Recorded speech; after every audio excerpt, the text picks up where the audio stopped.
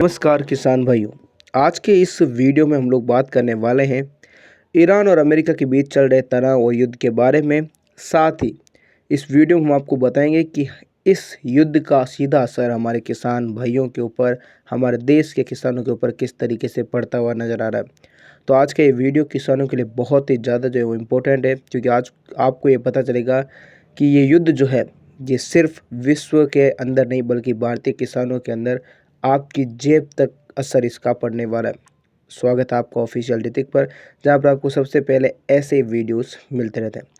दोस्तों, हम आपके लिए अलग अलग जो है वो योजनाएं, अलग अलग जानकारी किसानों के लिए अलग अलग मिलने वाले लाभ के बारे में वीडियो बनाते हैं।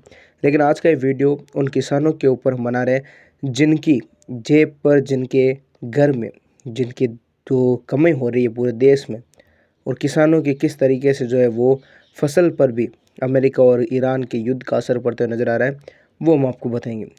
तो यहाँ पर सबसे इम्पोर्टेंट बात हम करने वाले हैं चावल के बारे में। जो भी किसान लोग चावल की खेती करते हैं उनके बारे में आज की इस वीडियो में आपको बताने वाले हैं। तो सबसे पहले आपको बता दें कि भारत के अंदर जो चावल निर्यात होता है उसका गणित अगर हम लोग समझें तो भारत दुनिया का सबसे बड़ा चावल का एक्सपोर्टर है, यानी निर्यातक है।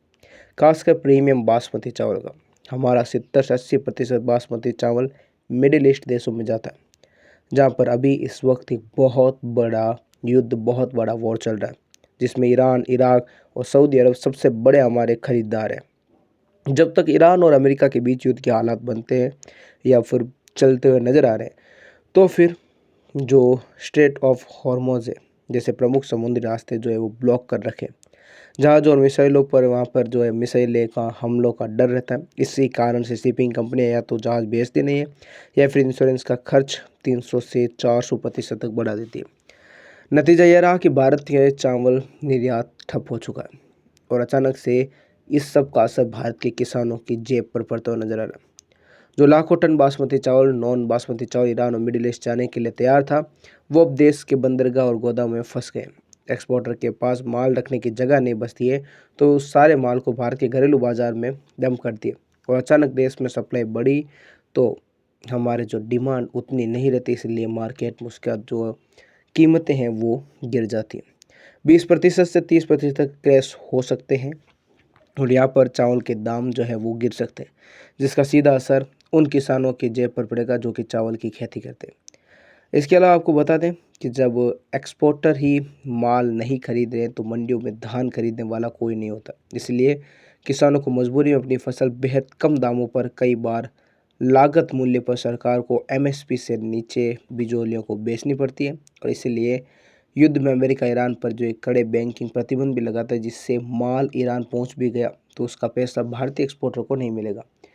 इसलिए किसान जो है वो बहुत ही कम कीमत पर लोकल लोगों को बेचती है। अब यहाँ पर सबसे बड़ी दिक्कत यही आ रही है कि भारत की जो चीज़ें बाहर जा रही थी उन सभी पर जो है वो अब लगभग मिडिल ईस्ट के देशों में आना जाना क्योंकि बंद हो रहा है। काफ़ी सारे युद्ध के चलते माल एक दूसरे देशों में नहीं भेजा जा रहा, इसलिए किसान जो है वो बहुत ही ज़्यादा नुकसान के मामले में नज़र आ रहे हैं।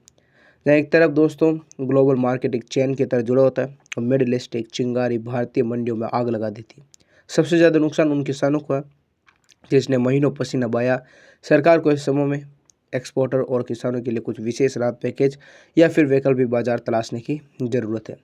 तो दोस्तों, ये कुछ विशेष जानकारी थी जो हमारे किसान भाइयों के लिए हम लेकर आए थे, जिसमें आपको ये पता चलेगा कि इस युद्ध का असर सिर्फ विदेशों में नहीं बल्कि भारतीय बाज़ारों पर भी पड़ रहा है।